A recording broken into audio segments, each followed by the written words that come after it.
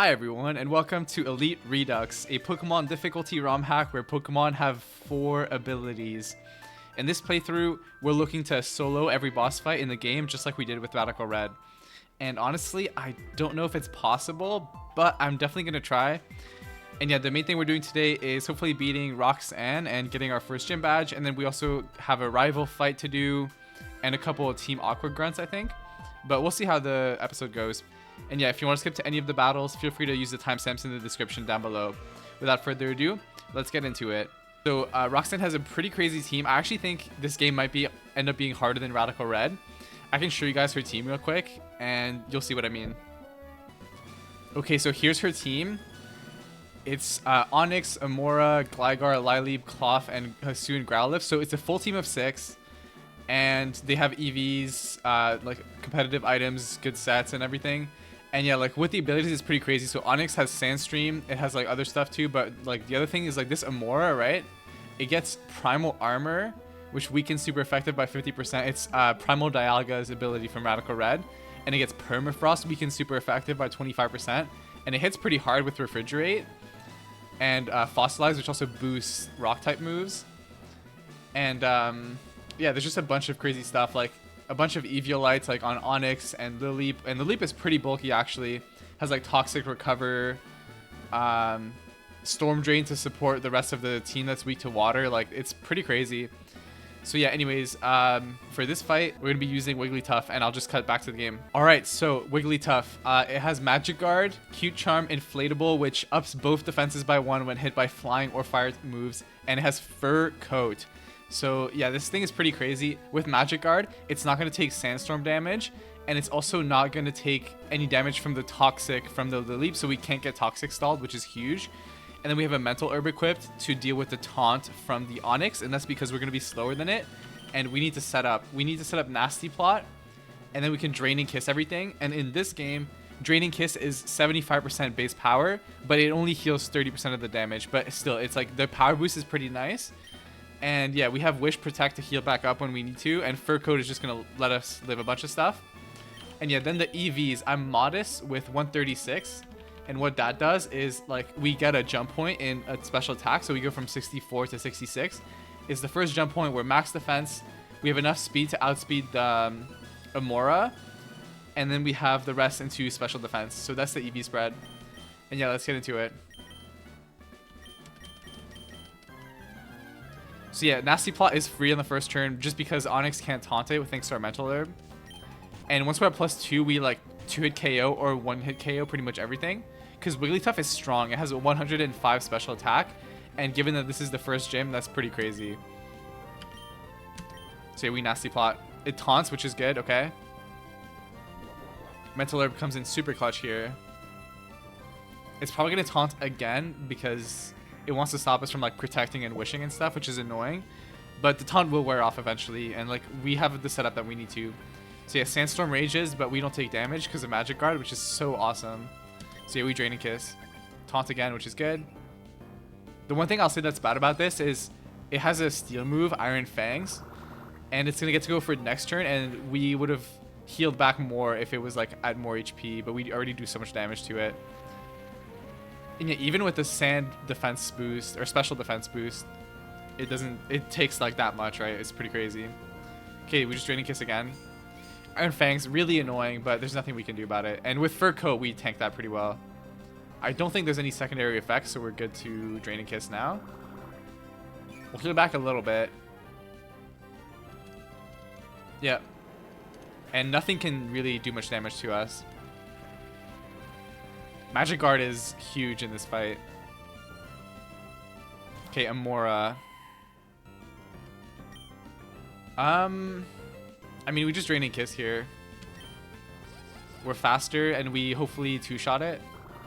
I mean, we definitely two-shot it, but maybe we one-shot it. We'll see. Yeah, we one-shot. That's crazy. I mean, we were at +2, to be fair. And really tough, like I said, is pretty strong. Okay, Taunt wears off, which is really nice, because now we can start wishing and protecting if we need to. So Growlithe comes in. It has Violent Rush, which boosts its speed and attack. It's basically like Bull Rush from Radical Red, if you guys are familiar with that ability. So we just protect on the first turn just so that it doesn't get the power boost for next turn. It doesn't have setup or anything, so we're safe to do this. Yeah, strength. This obviously resists Draining Kiss, but it still gets 2-shot. So we could wish, but I think Draining Kiss is fine. Close combat. Oh yeah, it's going to lower its defense too. That doesn't do much. Yeah, so this should do like over half easily. That just one-shots. Oh my god. That's so funny. One nice thing about this game actually is like the in-game UI. I'm going to show you guys real quick. Like there's a tab that has like info. So like you can fight and then you can click info. You can see the whole team. And like you can see like the item, the abilities, the moves. And then the other nice thing is right here. Yeah. There's damage calcs in the game. So like you can see Giga Drain does 17 to 21 guaranteed 5-hit KO. And then I can go on my side as well. Draining Kiss is also guaranteed to hit KO, which is nice. So yeah, it's like the UI is really sick in this game. And it's so easy to edit everything for every battle. Like you can turn off EVs if you don't want to play with EVs, but like it's so like it's like a slider. It's like Pokemon Showdown. It's really cool. This game is really awesome. I played it like a while back in like the elite difficulty and had tons of fun with it. But yeah, I'm playing normal difficulty for this solo series because the fights are already hard enough and soloing every fight is really difficult. Like the elite difficulty is not quite like Rad hardcore because there's none of like the BS like no setup and like permanent magma storm against May and stuff like that, but it's still plenty hard. So I thought it was just a bit too much for the solos. But yeah, I highly recommend both difficulties. I think they're both really cool. Okay, Sandstorm subsides, which means like whatever rock type is left, I don't even know if there are any, won't have a special defense boost. This should go down to 1 hit. Earthquake comes out, but we have Fur Coat. And importantly, we have Fur Coat and not Fluffy, because Fluffy doesn't block non-contact moves, and Earthquake is not a contact move. But yeah, Draining Kiss should KO. We heal back to full.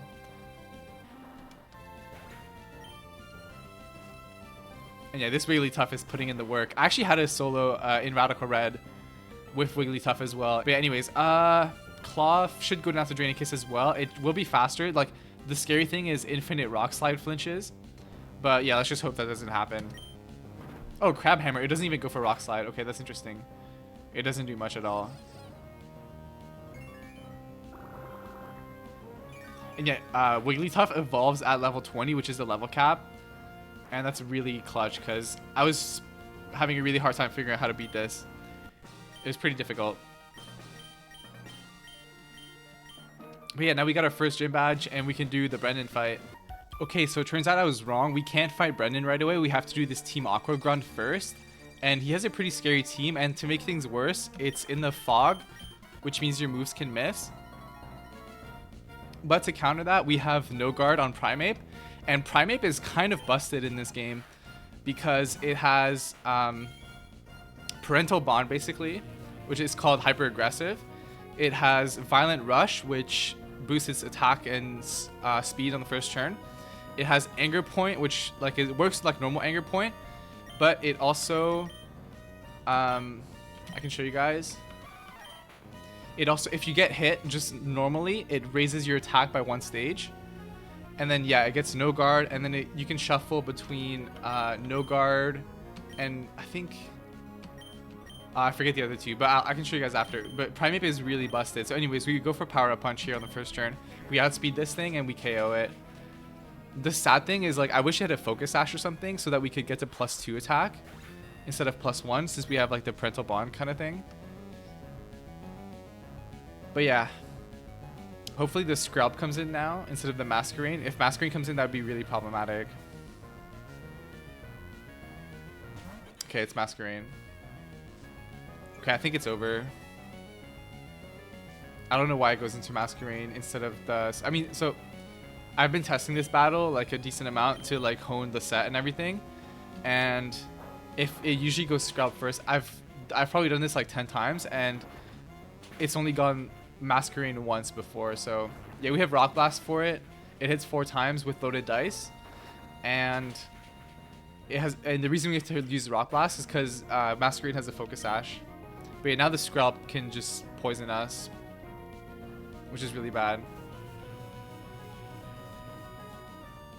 So yeah, I think we lose. Oh, it's Krabby. Oh wait, that's actually really good. Okay, I don't know what's going on, guys. But yeah, it has a Choice Scarf, so it's gonna attack us. It's gonna get us to +1, and then we're gonna Drain Punch some health back. Razor Shell. Critical hit. That maxes our attack completely though, and the defense drop. God damn. But attack is maximized, right? Maxes attack. This should KO, right? At +6. Okay, guys, here's the deal. If it didn't crit, we heal back. And we're at +1, and we need to hit KO. And then at +1, we should KO the rest of the team. But I will say defense drop is also really bad because we don't KO not the Muck, the Grimer.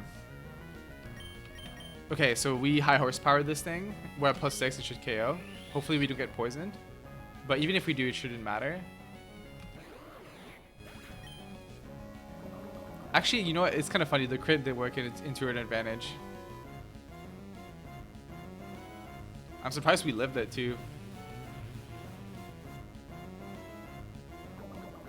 But yeah, Primate did a really good job this battle. I can't wait to have Annihilate. But it evolves at level 50, which is kind of crazy. In Radical Red, it evolves much earlier.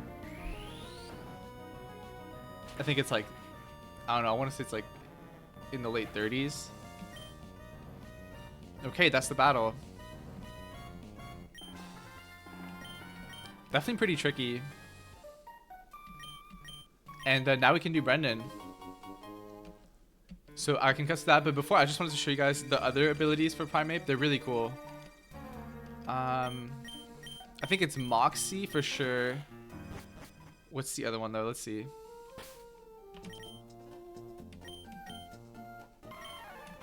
No Guard, Moxie, and Guerrilla Tactics, which is a free choice band. So like, you know, boost speed by 50% in attack, hyper aggressive like Parental Bond, and boost attack by 50% is like slap a choice scarf or a choice band on this thing, and like that's kind of crazy, I'm not gonna lie. But like I think that's just really good for like your own playthroughs if you guys are doing like, you know, like a full team of 6 or whatever. But yeah, for these solos, like this is not really useful at all. But you know what, I could be wrong. Maybe like a whole team is weak to fighting and you could just Drain Punch your way through the game. But yeah, this is the fight, and I'll just cut to Brendan now. Alright, so we're ready for Brendan, and for this fight we're using Vaporeon. And yeah, the evolutions in this game are really busted. I didn't really abuse like that mechanic for this fight, but basically the way it works is you can evolve an evolution, teach it any move, and then you can unevolve it and evolve it into, like, let's say like you wanted a Sylveon, you can evolve it into Flareon, teach it Scorching Sands, and then go back to Sylveon. And now you have a Sylveon that's a fairy type with ground coverage. So you can do some really crazy stuff. But yeah, for this fight, the idea is Vaporeon can pretty much take hits really well. And it has Leftovers and Water Veil, so it heals back 1/8 of its HP every turn, which is really strong. But yeah, it tanks this Choice Specs Boom Burst from Swallow, which is really strong. And we get to heal back now. But yeah, this team, like, we just finished the first gym, right? Like, and we're already going up against some crazy stuff. Okay, Breloom comes in. It should go for a Focus Punch in my experience. But yeah, it's like Leech Seed, Focus Punch, Substitute, like with Poison Heal. It's like that kind of set. So it's not the scariest. And it does have Spore, but we have Hydration. And we also set up Rain with Drizzle. So, like, I don't think it should go for Spore here. So yeah, let's go for Ice Beam. It's a 2-shot. Okay, it goes for Focus Punch, which is great. And yeah, I EV the Vaporeon to outspeed Breloom. Because this Breloom has, I think it has no speed, or it might have a little bit of speed. But yeah, we have like, I think 164 speed EVs, and we're Modest Nature, I think. Okay, we heal back. Poison orb gets activated, or toxic orb gets activated, but it's not a big deal because we just outspeed anyways.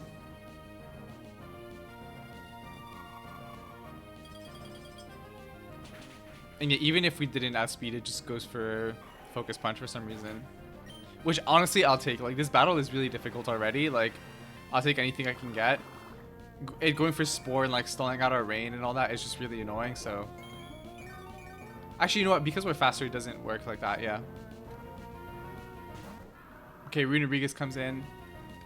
This thing is really scary. It does a lot of damage because it has an ability where it uses its like defense stats along with its attack stat. So yeah, it does a lot of damage. But yeah, we heal back, which is really good. And it should put us out of earthquake range. And now we surf. I had Scald initially, which can get the burn, which is really nice. The issue with that is it doesn't KO the Combustion. And the Combustion can do serious damage to us. Okay, we tank that. Not super well, I gotta say.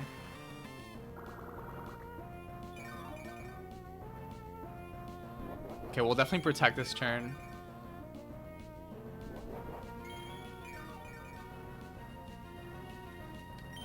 Yeah, protect. Shadow Claw this time. Okay. I guess it sees a kill with that.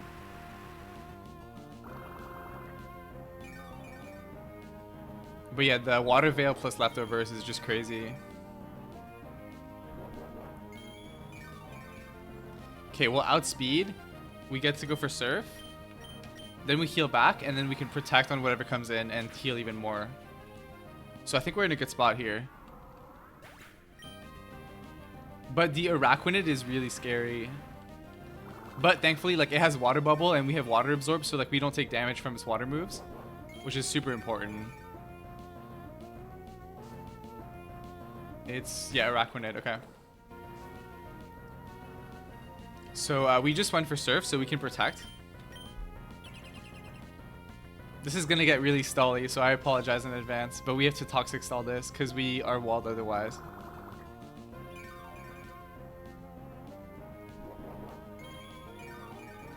And like, you know, maybe like instead of Ice Beam, I could have gone for like Hidden Power Flying, but like Araquanid has an Assault Vest and it has like 130 something special defense, so it's just too bulky. Okay, we toxic. We don't miss, thankfully. And yeah, I might fast forward here, because there's not much to say, and we just have to like take these leech lives and heal back with protect and all of our Water Veil plus leftovers.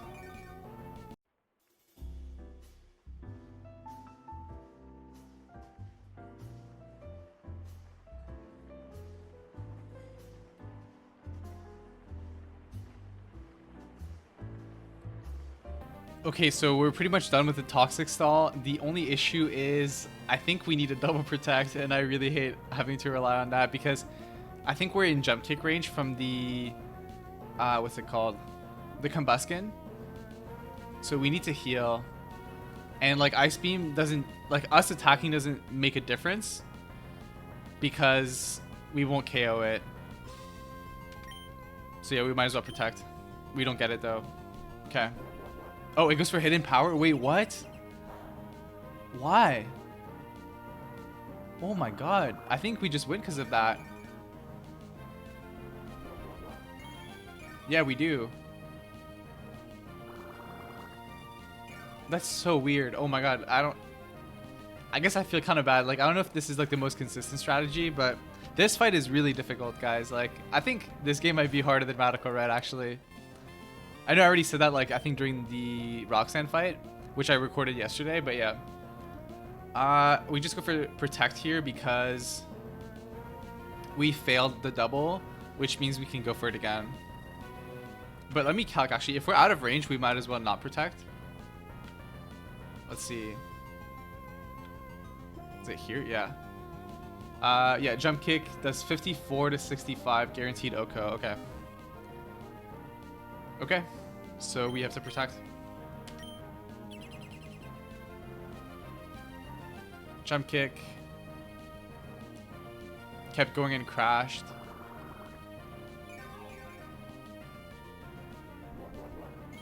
So I guess we could have packed Scald, but I still think Surf is better because like in a situation where we can't protect in front of the Combuskin, we have to go for the attack. So yeah, I had a test run where like I ended up winning, and or if I had Surf instead of Scald. So yeah, let's go for Surf. Okay, we live the jump kick, and Surf should take it out. And that's the Brendan fight. Man, this game is really fun. I'm really enjoying like the 4 abilities per Pokemon. And that's going to have to do it for this episode. If you enjoyed the battles at any point in time, please consider subscribing to the channel or leaving a like on the video. It would really help out a ton. Next episode, we're probably going to do Brawly, I think his name is, the fighting type gym leader. And probably some Team Aqua grunts. We'll see what happens. So yeah, see you for that episode. Bye.